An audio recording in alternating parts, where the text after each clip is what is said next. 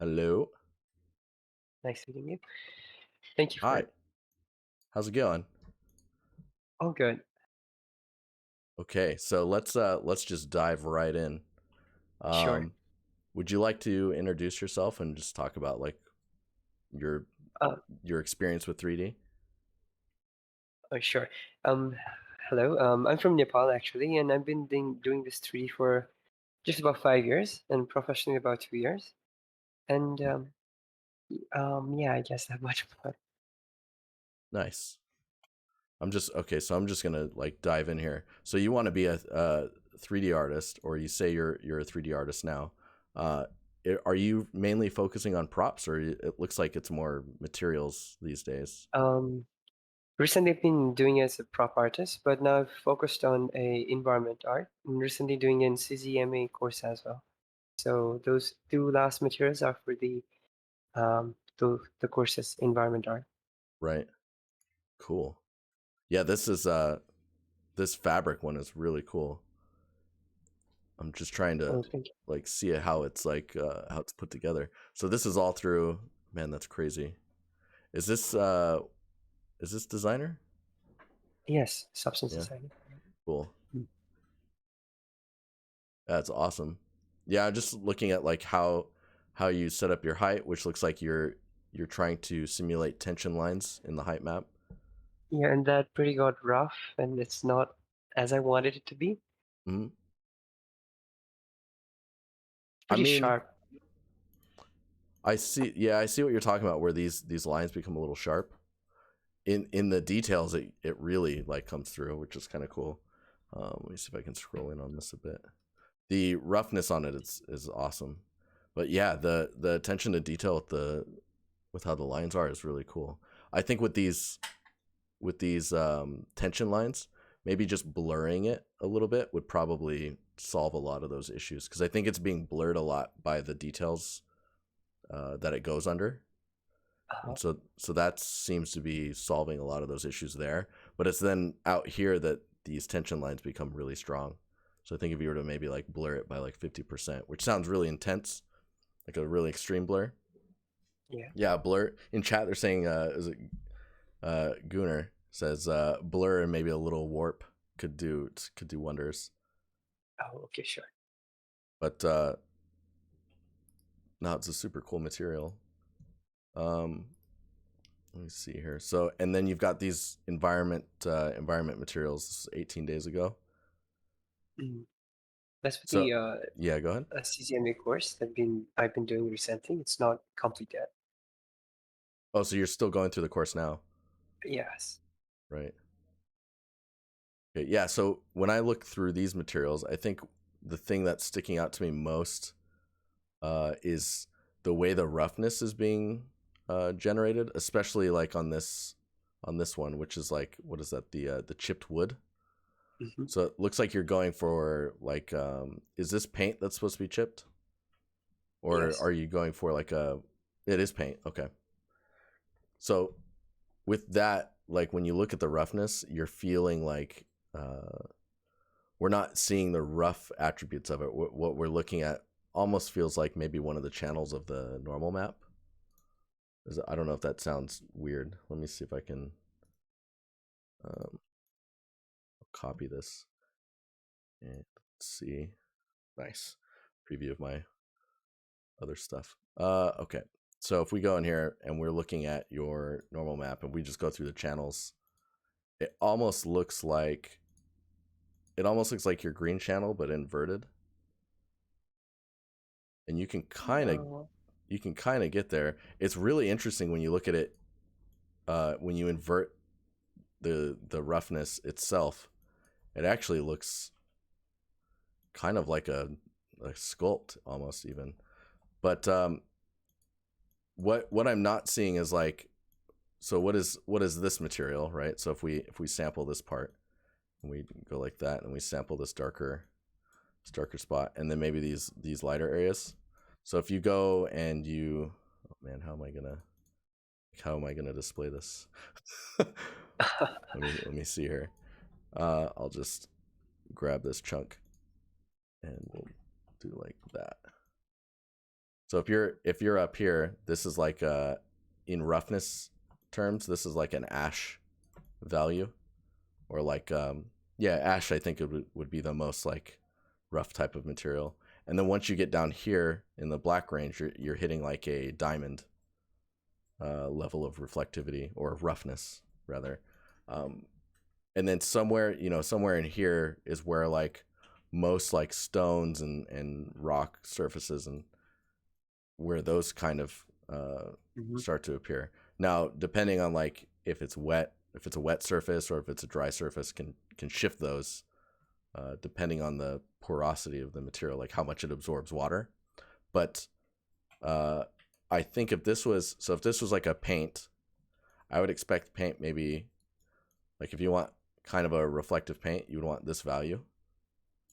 And then where you have like the wood material, if the wood you want it to be really dried out under the paint, you'd probably use a value something like this. And then you'd have your details like going over each other like that. Now, it looks really simple, and it kind of is with the way that I'm painting it. And the way your materials have been generated so far, a lot of this information can kind of help you control, like you see, like you have this highlight on the edge here. You can extract that highlight and apply it instead of like it darkening the edge. You can use that same look to give you a highlight on the edge of the paint, and that'll give you the kind of more rough or drier looking paint, if you want to say it like that. And then with the wood materials, it's more about like, I mean, even with the paint materials, these little micro noises you have in your normal map, getting that information into the roughness, but only doing it if it's to actually make it more rough or less rough, right? Mm-hmm. So I get you. yeah, but let's go back to the flow here. Oh wow, I'm like watching my own stream accidentally. That's great for the internet. It's just streaming itself in the background. Yeah, so I mean, overall the material looks really interesting, and I think the issues that we're running into is the roughness is just not pushing those two materials apart from each other very much. So it actually looks more like I don't know if it's like almost lichen like with the way the paint is shaped. It almost looks more like how lichen grows on the surface of rocks and stuff like that. And then when you go down here, you really see similar issues in the roughness here. Like the grain of the it's like bamboo. Yeah, so you have bamboo here, right? But then if you look at the AO looks like wood paneling for like floors. So it looks like in the normal here, these are very flat, but then the bamboo is very, oh man, it's strange because it looks a little different in the final render versus here. But these are all kind of slightly different from each other. And especially in the roughness, you're not really seeing the specific details. Are these tiling differently from each other? Yes, I did use the floor knot. Yeah, I think so. Mm. Yeah, so this is the bamboo planks, which is down here. So this type of noise that you're seeing in the albedo feels more abstract than like trying to go for the planks of bamboo. And I think it's just because of the contrast of the colors, as well as like the way the shapes read. And I think you just need to be looking really closely at your references for how bamboo planks look, and just trying to replicate the patterns that you're seeing in the reference. Mm-hmm. So if we go down here, so this is also like The grass height is way too much for it, I think. Oh, the grass itself. Yeah. I mean, the height map information is pretty strong, right? So the grass is being pushed up. Normally, I would say you don't want to push your grass too high, and then you rely on actually the cards of grass or grass geometry blades in order to push those details. The subsurface, or like the ability for light to pass through the grass, is so strong that usually the ambient occlusion that grass creates tends to be pretty light. Let me see if I can illustrate in here some other stuff. This is good because there's a lot of like things that we can highlight that'll instantly increase the quality of your work like tenfold. You just highlighting a few things and you're like, oh yeah, just watch out for these things, watch out for this, and then all of a sudden it's like much stronger. Let's copy this and see if I can't. So hang on here. I think my controls for what I'm trying to do is on my other screen. If I control L, there we go. So when we look at ambient occlusion for materials, a lot of the times you're getting like all of this ambient occlusion. You'll see this with other people's work as well. There's a lot of ambient occlusion that's happening in the material itself, whereas that type of material is not very deep in those details in order to actually cause that type of ambient occlusion, or like the crevices become darker. So like if I were to blast this looks a little extreme, but I would probably expect, you can see you're getting like a highlight here, whereas you would probably expect the stone itself to be quite white, and it's around the edges it's going to become darker and then fade off into the rest of the environment. But like otherwise I would say somewhere around here is where you would be expecting your AO to be, because like all of this dirt shouldn't be causing ambient occlusion. It should be the stones and the little rocks and a little bit of the grass causing most of the ambient occlusion. So like here it would get pretty dark, but not that dark. It would get like it would still be somewhere around, maybe around there. And then where the stones are at, it's around the stones themselves. I wonder if there's I'm trying to think if there's other ways I can illustrate that type of stuff, but I'll have to think about that for next time. Sure. But yeah, again, I think the roughness here it tends to be really confusing because I'm not sure if this is this stone, right? The stones have these like swishy, like wind-like patterns to them. I don't know what's going on here either. Forgot about it. Yeah. No, it's all good though. It's just being able to understand what's happening there and seeing like the color of, like, this is supposed to be dirt, right? It kind of looks like Sloppy mud. Yeah. Wet. Yeah. Yeah, so if you're going for wet, like a wet mud, you want to make sure that your roughness for that is going to be quite dark, right? So right now here we can go back to here. So right now, if this is your mud, this area here, what you would actually want to do is probably take it more to like more to this range, and that'll get you more of a wet type of mud material. Because right now it actually reminds me of this sounds super weird, but it reminds me of when you go to a field and you spray down the newspaper mulchy gunky stuff with all the nutrients in it that has a bunch of grass seeds in it, and then the grass grows out of that. It kind of reminds me of that material. Yeah, super weird memory triggers. So anyways, yeah, and then so we'll look at these. So you got was it a berry instead of a blackberry? Yeah. Is this also yeah, this is designer. That's super interesting. Is there a reason behind this? Yeah, I was getting familiar with the nods and designers, so I thought of making a phone actually. yeah. That's all I'd say. I mean, it's a pretty cool challenge. You see people make watches and guns and stuff from nodes, which is just crazy. I guess it's even crazier now because you can do scans, or not even scans, sorry, like node based modeling in Designer now. Yeah, Uh, it's so crazy. this this phone's actually really nice. This is let me go through here. I So I did a think, yeah, go low ahead. poly. Uh, actually, no, sorry. Oh no, go ahead and talk about your telephone, and we'll go back to what I was going to say.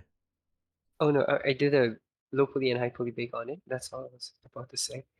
Mm. I thought you were asking about it. Oh Um, yeah, no, that's great. And then you textured it in Painter. It yeah. looks like. Yeah. So what I was going to say is if you look at that telephone, I think the telephone this guitar is not too bad, but it's nowhere near the quality of the phone itself.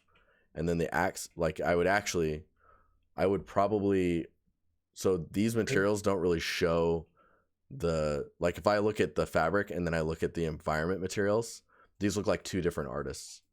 Like the quality difference between the two is that much. Uh, Um, you could keep the phone one. I would probably render it so that it looks like a phone model, so someone clicks on it and then they see like, oh, it's actually Designer. I would probably remove the guitar and the axe, X. because like this phone is quite nice, and I Mm-hmm. think what if you were to do anything with this, it's really pushing the materials to separate them from each other. So like right now you've got this rope looks really cool, the cord or the coil, and then you've got the bells under here, and then this I'm not sure if this is like a wood material, uh, but it feels like, especially this render, this feels pretty nice, and it's maybe up here in this area that are not in line with the rest of the asset. Like the bottom area looks really good, and then up here is just not lining up with the rest of the quality. Like the color that's down here, I think is actually a different metal, right? Like these look different. Yeah. I think if you took this metal and just brought it up here, it would instantly like bring it all together. Okay.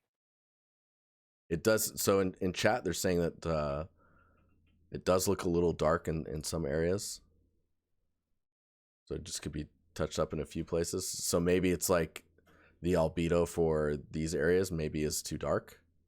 Is this the earpiece, the part that you put to your ear? Is that like a is that supposed to Yeah, be it's either a. like a leather or like a softer material? I was thinking more about a metal. Yeah.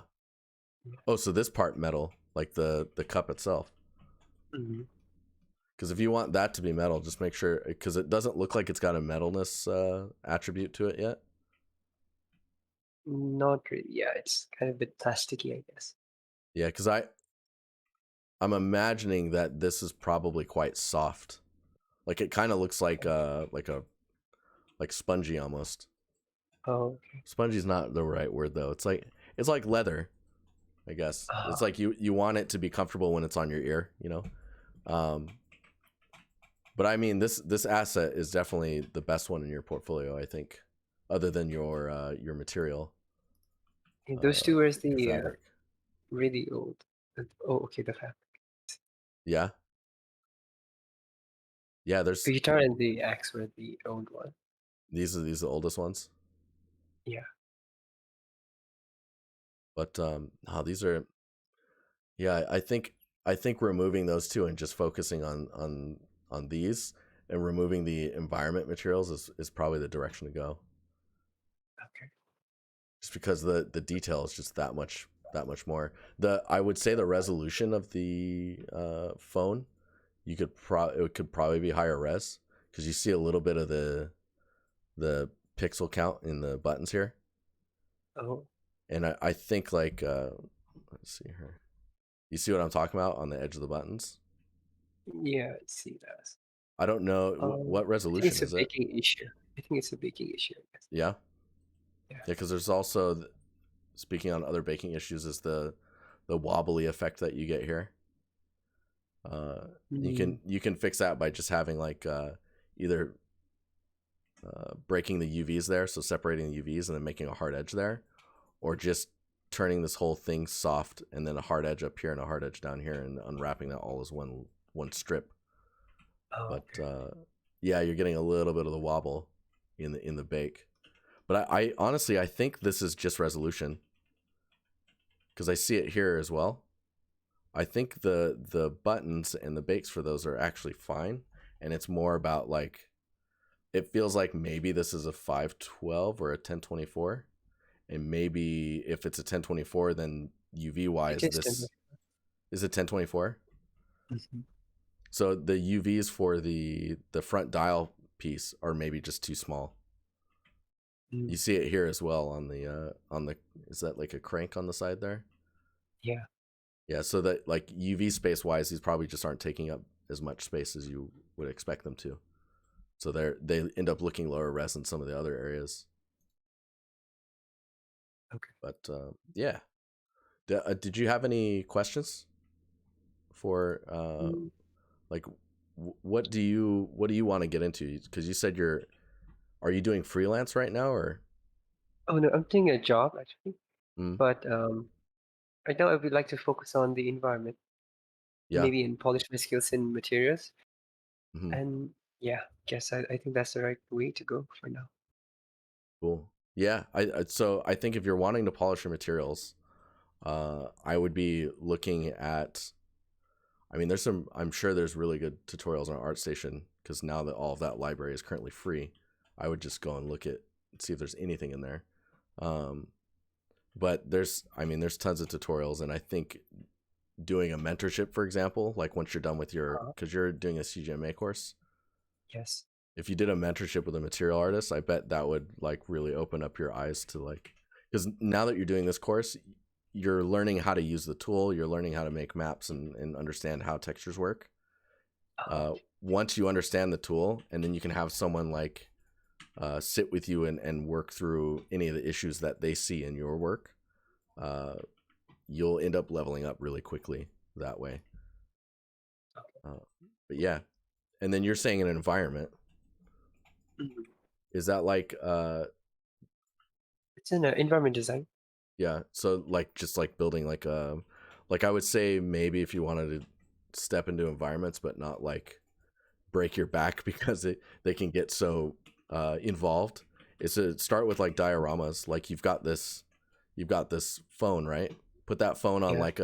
like a side table and then put like a photo frame on that table. And now you've got like a little story there. Maybe a coffee coaster with like the ring on the coaster itself showing the coffee cup used to be there. Or, you know, there's a lot of storytelling Yeah. you can do with very little assets, and I think that's what would really like that would be a great entry into like building an environment. You can start small like that. Mm. Actually, it is breaking my back. A Yeah. lot to take in. I mean, environments are, man, it's so easy for them to get really big, and then you can't really manage them. So don't ever hesitate to scale them back, because you can scale an environment back so far that it just becomes a prop again, and that's still fine because it's a prop. Okay.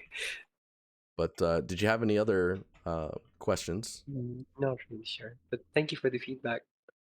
Yeah, Thank- it's I this telephone, man. I put that in the front, have your fabric to the side of that, and then I would remove the environment materials and these other two, and your portfolio will level up automatically from that. And then yeah, just keep learning to learn, Sure. as they say. But Thank you. cool. Yeah, no problem. I'll see you in the Discord. Sure. And thanks for submitting your portfolio. Okay, talk to you later. Bye. Bye. And these are so fun. Okay. I forgot we have a little bit of time, so I'm going to use that time to open the portfolio review uh, feedback form, or so that you can apply for portfolio reviews. Okay, so that is now open. If you do exclamation mark and you type in, I think it's review. Yeah. Look at that tiny URL. Click on that. It'll bring you to the page. It is currently open. Why is it not letting me open? There we go. Cool. Cool. Okay. Portfolio reviews are open again. How you guys doing in chat?